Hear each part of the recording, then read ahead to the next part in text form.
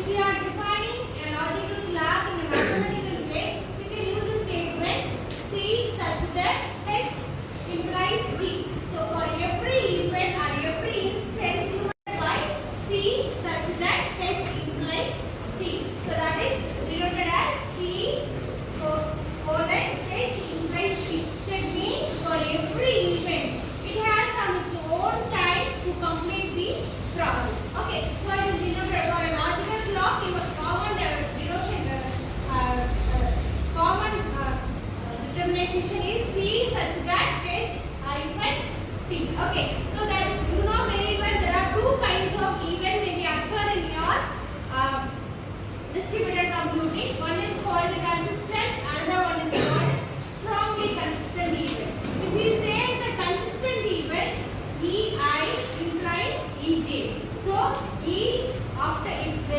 event occur EI occur, definitely EJ will be occur in your system. That is called as your consistent event. Okay, so you can be denoted the clock time of EI is less than clock time of EJ.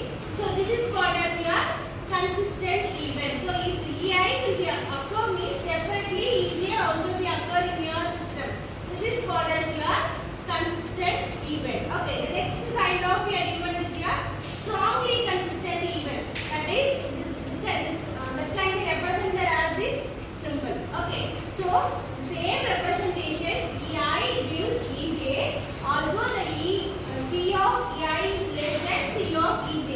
So strongly means if we this is the reverse manner. If clock time of EI is less than clock time of EJ, definitely EI implies EJ. So this is called as your strongly consistent event. So simply it can be denoted as A gives B. That is called as your consistent event. Strongly consistent means A gives B, B gives C. So that is called as your strongly consistent event. So this is called as your logical clock in your distributed computing. Okay, how you can represent your logical clock in a mathematical way? Okay, so every process you need some data structure. What is the need for your data structure? To organizing your data, definitely you need for your data structure. Then you need some algorithm for updating your events. Okay, for example, you are adding a two number means you have to store the variable A and variable B, and you have to use the plus operator for adding of two variables. So that is called as your algorithm. Okay, for each and every process your logical time will be updated. For that you need some updation in the algorithm. So implementing a logical clock you need a two things. One is called data structure, another one is called algorithm. A data structure for maintaining your logical time, an algorithm for updating your events. Okay. Okay, how you get them? What is the two capabilities are? What are the two things you have to need for maintaining your logical clock? First one is your local logical clock. Another one is your logical global clock.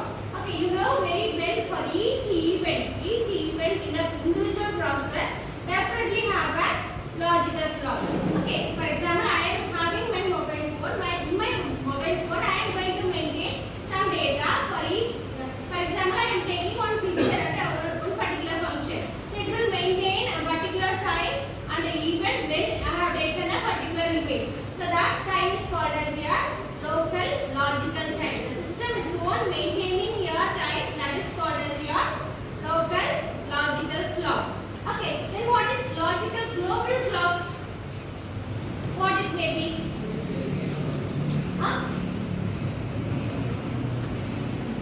To maintain a next event, I have to maintain some global logical clock. For example, I have completed an event E1. Okay, E1 is nothing but event 1. After E1, I am going to do a E2 as a next event. So definitely there is some time stamp in E1 and E2. Yeah, E1 have own time and E2 also having a own time. For moving from E1 even to E2, it's having some delay. That time is called as your logical global clock. Okay, clear? Then what are the two rules you have to maintain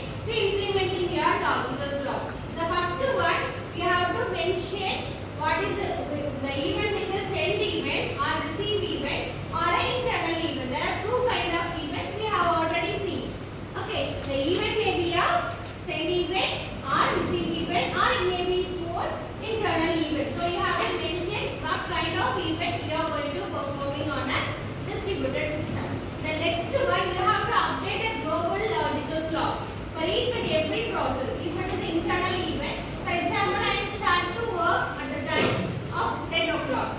Okay, so first process is start executed at 10 o'clock. Then the next event will be at, it takes about 10, for example 10:05, then 10:10. So it will be updated in some sequential order. Okay, defaultly for maintaining a global clock, you have to add +1 to the existing timing.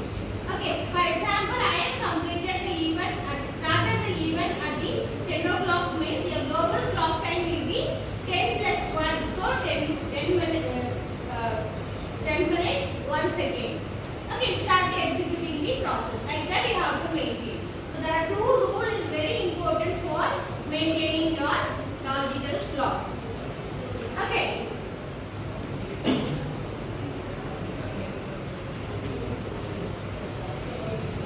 So we have already seen there are three kinds of logical clock: scalar clock, vector clock, and matrix clock. First one is your scalar clock. Okay, literally your logical clock is a non-negative number. What is meant by non-negative integer? It will be from 0 to n number. It may be of 0, 1, 2, 3, 25, 30 like that. It may be of any number. It will not be a negative number. That is called as your non-negative integer. Okay, so what is the first rule? Before executing any event, send, receive or internal process PA execute the following. So if it is an event means CI. Okay, the event is mentioned in this is the order of event is mentioned in I. Okay, C plus D. I already told for every event you have to add +1 to maintain your global logical clock. So CI implies CI is that CI plus D. So it is your always your D is greater than 0. Okay, default it will be taken as D equal to 1. For example, initially you are taking the value of D is 1 means for the next event it will be of 2. Then third event it will be of 3. Then 4. Like that it will be increased by 1. That is your first rule. Then second one, to updating your global clock. For example, you see the diagram. I am taking a two events. Two processor. One is server, another one is your ATM. Okay, ATM event 1 is an internal event. It is start executed by itself. So there is no need of your send and receive here. Okay, the next event also your internal event. There is no need of your send and receive messages. The third one is your you have to update your data in the server. For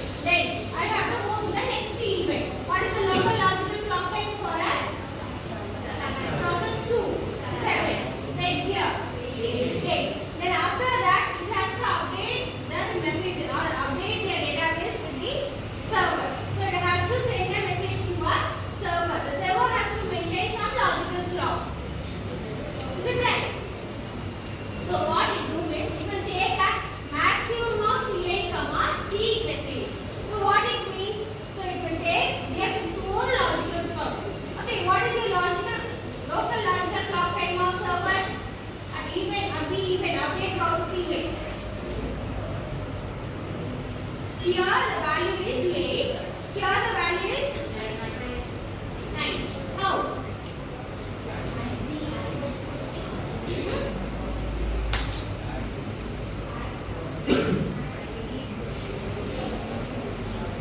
It has to maintain a global logical time. Is it right? Actually, for the server it is out.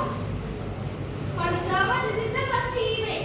So its local logical time will be 1 only. But it has to maintain a global logical time. So it will take the message from ATM to server plus local time of your ATM. What is the value of the local time? So 8. So it will compare. This is the maximum value for the server. 3 is your local logical time of this server.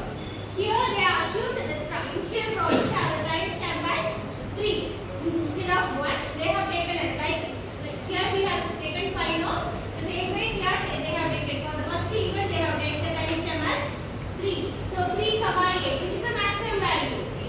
So 8 automatically the global logical clock time as 8. So this is the rule for setting the logical time and global time for in your scalar clock.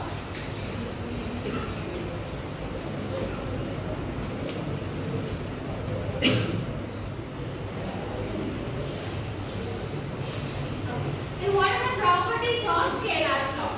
First one is your consistency. What is mean by consistent event? EJ occurs definitely, EI occurs definitely, EJ also will be occur in a sequential order. So that is the first one. The next one is your total ordering. There are two kinds of total ordering. That is case 1 for all the event you are setting the common time interval. That is called as your case 1 in your scalar logical clock. Okay, for the event 1 you are setting the value as 4. For event 2 it is 8. Event 3 it is 12. It has a common clock. For example, 4 plus 4 is 8. 8 plus 4 it is 12. So you are maintaining some common value for the D. So that is the case is called as case 1. Then case 2 you are using some ranges. For example, the previous classes we have seen representation E, I, J. So E, I is nothing but which process you are taking. Then this represents which event you are the sequence of event. Okay, for example, this is the fourth processor. First event means E41. What is the time stamp we are using? 4. Also here also EI1. For both the processor you are setting same time stamp. This is for processor 1. This is for processor 4. But both the processor, that is the initial process or the first stage process, so it have the time stamp as 4. So what it will do? So you have a 4 kind of processor. All first processor and fourth processor both are start to work at the start the process at the where the first process. The time stamp for your first process is 4. So what may occur? Definitely there is a chance for confusing your logical clock and global clock because both the value is same. So what it will do means it will be having the formula as h minus 1. Okay, so previously we have added plus 1 to maintain your local logical clock. So like that, if there is a repeated value, it has the formula as h minus 1. So based on that, it will start to execute. Okay, the next one is your even counting. Even counting is nothing but just the numbering of your EIJ representation. That is also one of the property of scalar type. The next one is your no strong consistency. What is mean by strong consistency? E1 is EJ implies C of EI is less than C of EJ. C of EI is less than C of EJ implies EI gives EJ. This is called as your strongly consistent event. So no strong consistent event means this will not be happen in your scalar clock. Okay, so these are the properties of scalar clocks. They have represented in the diagram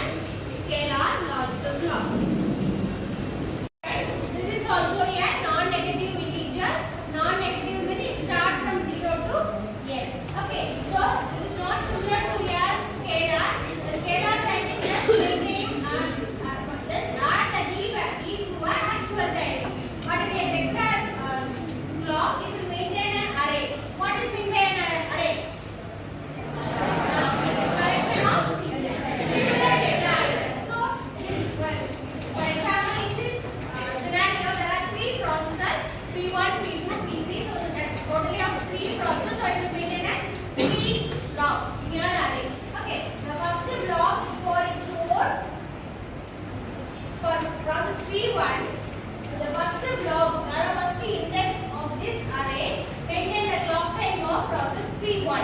Okay. The second block maintain the clock time of P2. The third block maintain the clock time of P3. Like that for a process P2. For a process P2, the first block maintain the clock time of P1. Then middle block maintain the clock time of P2. Third block maintain the clock time of P3. If it is the processor number of processor is 5 or n, it will maintain a block up to n. Okay. In this scenario, there is only 3 processors, so it is having only 3 blocks. But if it is a n number of processors, it has to maintain a n number of blocks for maintaining a logical time of global time of your each process. Okay. So it is can be represent Dt of I. Dt of I is nothing but more logical time. Okay, that is called as Dt of I. For example, for the process P1, Dt of I 1. So that is nothing but its own the process 1 own time is your 1. Then Vt of 1. So what will be that? Vt of j. So what is that? The process 3 clock time. Okay, so like that you have to update your array, then you can maintain your logical time of the vector clock.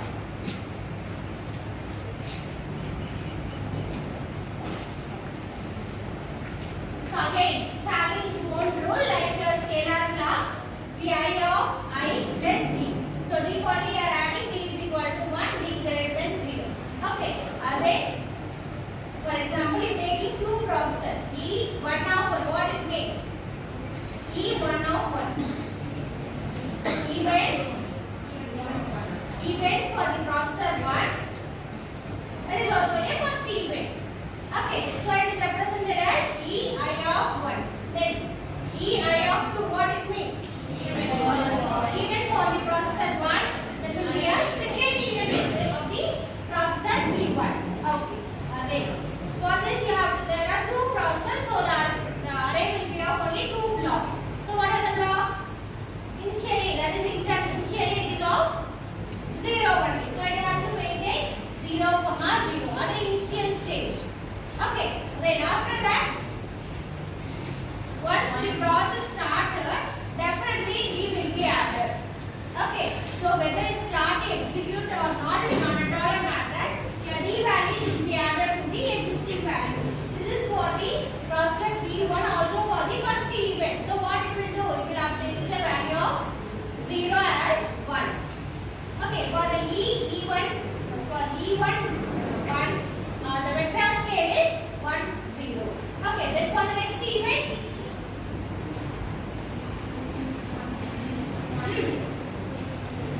this is for processor 1, this is for processor 2. Okay, there is no event on the processor 2. So it automatically will be of 0. For the processor 1, the event 1 is occurred, so the value is changed as 1. Then for the next event, E1 of 2, it is updated as 2 because D will be added, D value is 1, so 2, 0. That is the clock time of E1. Okay, then after that there is some send event to processor P2. Is it right? Okay, so this is for a processor P2, so E2 of 1. So what is the value? If it is the same as receive event, you have to go for a maximum value. Am I right? Okay. So here for the clock, for the processor P1, the clock time is 2. Then for the processor P2, it is 0. Now what will be the value? So there are 3 types. For the processor P2, initially it is of 0, 0. Then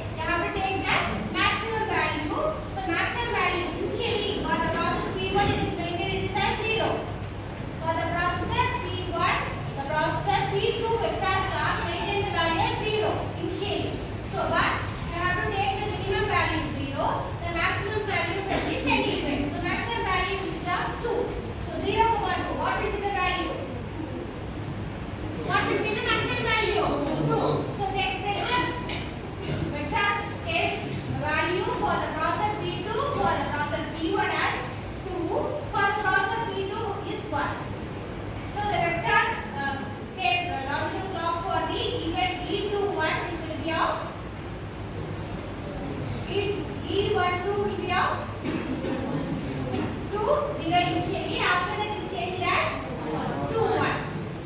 So clear? Understood? Then after that E2, 2. What it means? Cross step E2. Then that is the second event. That is the send event. Okay. For the process P2 it is the send event. For the process P1 it is the receive event. So what it will do? Here it will update the value as 2, 2 because there is some event occur. So automatically the actual value is added. So P2 is updated as 2, 2. The sending event, here the receiving event. Check the maximum value. Here the process P2 the maximum value is 2. For the process P1 also the maximum value is 2. So what will be the clock time? 2, 2 and 2 at the event E1, 3. Like that it will update your vectors in time. Okay. So this simply can be say a logical block in your a vector block maintain an array. That array maintain the logical time of all the processor in the distributed environment. They are representing in the mathematical way. Vk is equal to Vk implies for all x, Vh of x is equal to Vk of x. Okay, then if Vh is less than Vk implies for all x, Vh of x is less than Vk of x. If Vh of x is less than Vk, it implies Vh less than or equal to Vk and non-consistent, that is reverse of it. Okay, so x such that Vh of x is less than Vh of k of x. Then Vk is consistent equal to Vk implies Vh is less than Vk and Vk is less than Vh. Okay, this is called as your vector clock. It's the properties of vector clock. That's all about your framework of logical clock, scalar clock and your